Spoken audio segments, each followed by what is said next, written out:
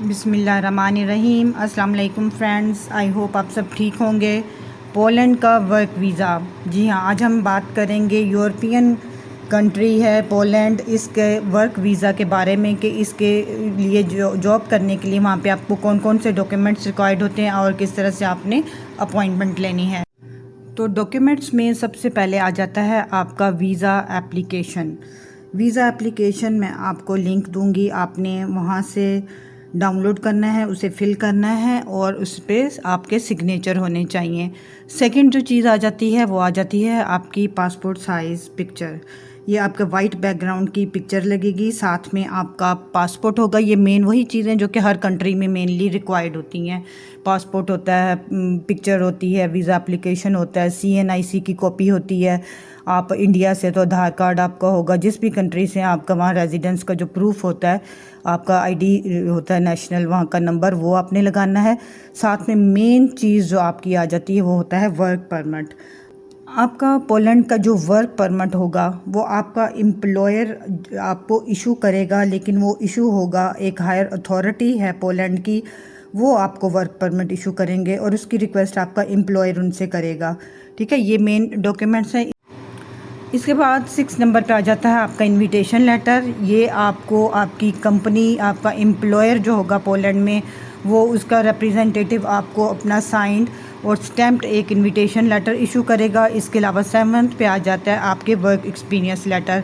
आप जिस भी जॉब के लिए अप्लाई कर रहे हैं पोलैंड में, आप इंडिया से हैं, पाकिस्तान से, श्रीलंका, बांग्लादेश, नेपाल, कहीं से भी अप्लाई कर रहे हैं, आपका उस जॉब से रेलेवेंट जो भी वर्क एक्सपीरियंस होगा उसके आपने सर्टिफिकेट्स ले लेने हैं। कोई भी स्किल है आपके पास तो आपने उस स्किल के सर्टिफिकेट्स ले लेने हैं। इसके अलावा जाएगा आपका NOC होता है नो ऑब्जेक्शन सर्टिफिकेट, यानी कि आपकी जो लास्ट जॉब है, जिस भी कंट्री से आप अप्लाई कर रहे हैं, वहाँ आपको जो भी लास्ट जॉब कर रहे हैं उस आपके एम्प्लॉयर से आपको एक NOC इशू होगा, जिसमें कि उनकी सारी कॉन्टैक्ट की डिटेल्स भी ऊपर होनी चाहिए। 9th पे आ जाता है आपकी फ़्लाइट रिज़र्वेशन, कि आपने किस डेट को आपका डिपार्चर है और कब आपकी वापसी है। अपना एक राउंड ट्रिप का फ़्लाइट रिज़र्वेशन साथ में लगानी है। आपका 10th नंबर पे आ जाएगा मेडिकल इंश्योरेंस। जैसे कि यूरोपियन कंट्री में आप अगर टूरिस्ट वीज़ा भी अप्लाई करते हैं तो आपको ऑब्वियसली वहाँ पे लाजमन होता है कि आप मेडिकल इंश्योरेंस लें अपने इंटायर जो आपका वहाँ पे स्टे है उसकी। तो इन द सेम में जब आप वर्क वीज़ा भी पोलैंड का अप्लाई करेंगे तो आपको मेडिकल इंश्योरेंस की ज़रूरत होगी।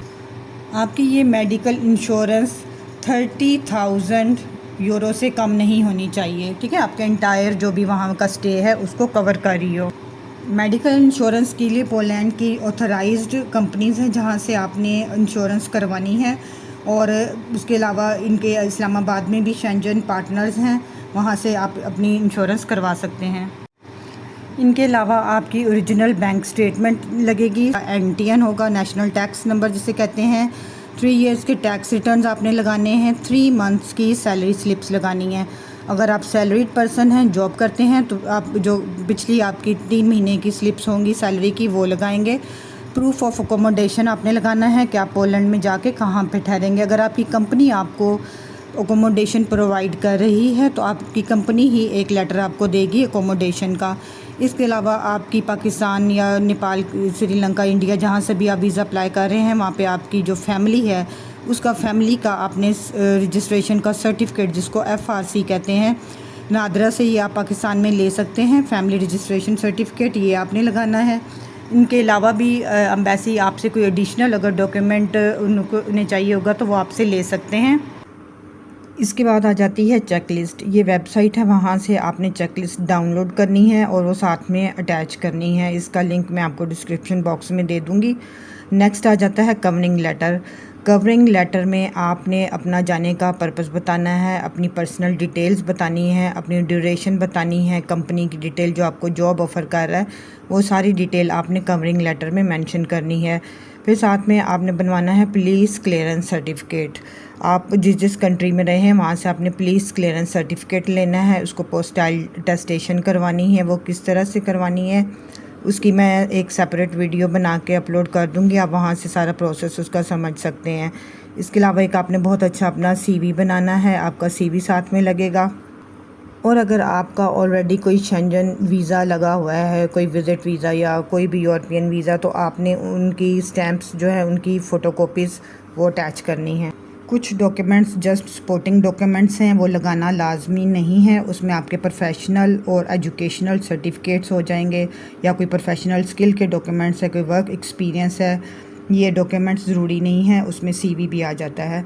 ये अगर यानी कि सपोर्टिंग होते हैं, आपके केस को सपोर्ट करते हैं, वीज़ा के चांसेस को बढ़ा देते हैं। इनके अलावा बाकी के सारे जो डॉक्यूमेंट्स आपको बताई है फुल लिस्ट, वो सारे मैंडेटरी हैं, वो आपने लाजमन अटैच करने हैं ताकि आपके वीज़ा के चांसेस अच्छे हो जाएं। ये जो बैंक स्टेटमेंट की मैंने बात की है, उसको प्रूफ ऑफ सॉल्वेंसी भी कहा जाता है। अगर आपकी कंपनी आपके सारे एक्सपेंसेस बेयर कर रही है, आपके ट्रैवल के, आपके अकोमोडेशन के, तो देन आपकी कंपनी की भी 3 मंथ्स की बैंक स्टेटमेंट लगेगी। लेकिन अगर आप अपना सारा खर्चा खुद से बर्दाश्त कर रहे हैं, ट्रैवल का, अकोमोडेशन का, तो तब फिर आप अपनी बैंक स्टेटमेंट लगाएंगे। अब बात करते हैं अपॉइंटमेंट की, कि आपने पोलैंड की एम्बेसी से अपॉइंटमेंट किस तरह से लेनी है। आपने अक्सर सुना होगा कि यूरोपियन कंट्रीज़ की अपॉइंटमेंट मिलना बहुत मुश्किल होता है, आपको महीनों को महीने वेट करना पड़ता है। तो पोलैंड की अपॉइंटमेंट लेने के लिए आपको इसकी ऑफिशियल वेबसाइट है, आपने उस पर लॉगिन होना है, जिसका नाम है ई कंसलेट। मैं इस वेबसाइट का आपको लिंक भी डिस्क्रिप्शन बॉक्स में दे दूँगी। उसका मेथड ये है कि सबसे पहले आपने ये वेबसाइट ओपन करनी है।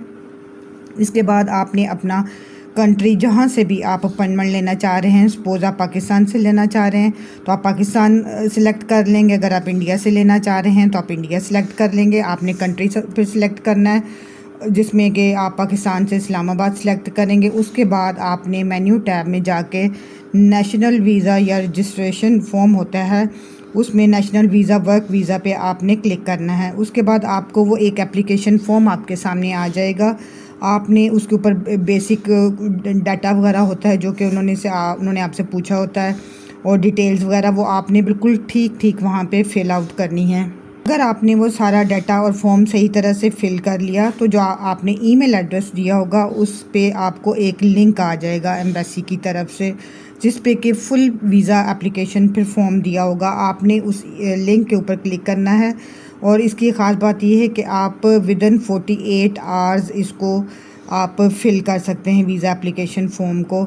उसके बाद वो डिलीट हो जाता है। आपने उसको फिल करके सेव करके उसका प्रिंट ले सकते हैं।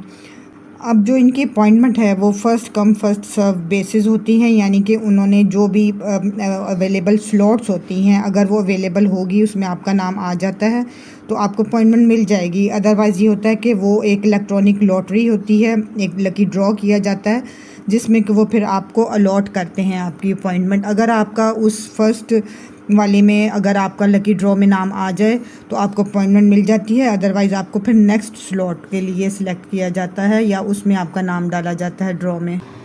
तो ये थी हमारी आज की डिस्कशन पोलैंड के वर्क वीज़ा के बारे में। डॉक्यूमेंट्स कौन से चाहिए वो आपको बताया, और अपॉइंटमेंट के बारे में।